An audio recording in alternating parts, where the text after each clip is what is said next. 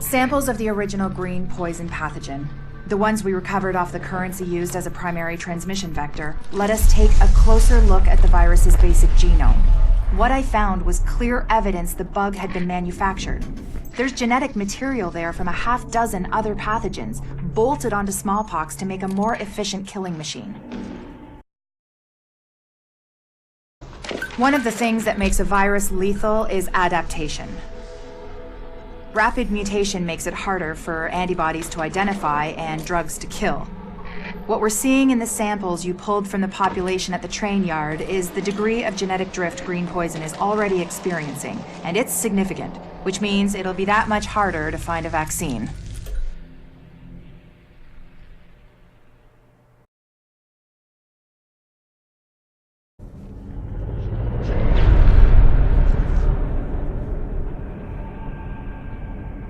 What you're looking at is the smallpox virus. It normally takes 1 to 2 weeks for it to incubate in a host, and it's not contagious while it's doing so. Looking at Amherst's notes, it's clear he wanted to change that, to make green poison infectious while it developed, and to speed up that incubation process to make it spread faster. In English, it's more contagious and it reproduces faster. And that's bad.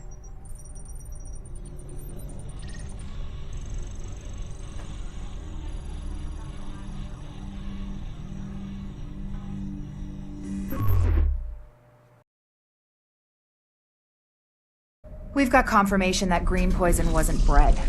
It was coded. Specifically, he picked up on his buddy Chernenko's research about modifying virus genomes in a virtual space, kicked it up a few notches, and fed the result into an industrial protein replicator. What came out the other end was a working virus, one he could keep tweaking to achieve maximum effect. By which I mean, dead people.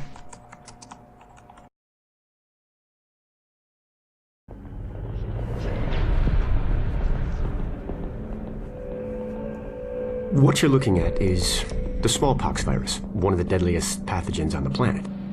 For centuries, it did a wonderful job of helping keep the human population in check. But times change, and sometimes Mother Nature needs a hand in improving her creations. Like, say, speeding them up a little bit, making them contagious when they should be quietly incubating in a host, or making them more lethal.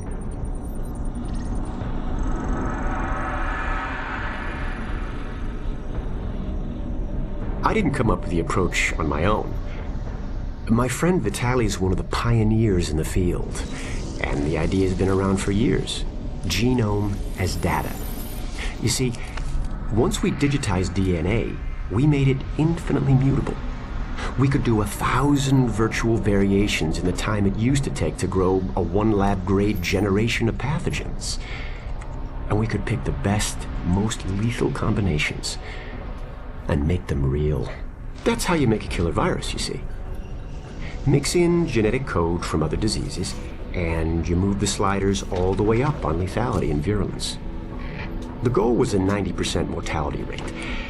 I'm not sure my green poison is going to quite hit that, but honestly, that's just details. As long as most of humanity goes, the Earth stands a fighting chance. Technically, technology is what's killing the planet. But that's not really the case. It's the greed that drives the technology. But a funny thing happened on the way to $100 genome maps and 3D printed plastic toys. Someone figured out those technologies could be repurposed, modified for the greater good. Me. Now, my virus is going to do what nature's always done. Decide who lives and who dies. And if nature decides I die, then I die. If nothing else, I'll have a lot of company. Natural selection at its finest, helped along by a little unnatural genetic manipulation. It's all data, really. Life's just a method of processing it. The same way I processed the smallpox genome on my laptop. And who's to say that wasn't the plan all along? If, by some miracle, you survive green poison, then nature's decided you deserve to live. the rest of us shouldn't and won't. Godspeed. I'll see you in hell.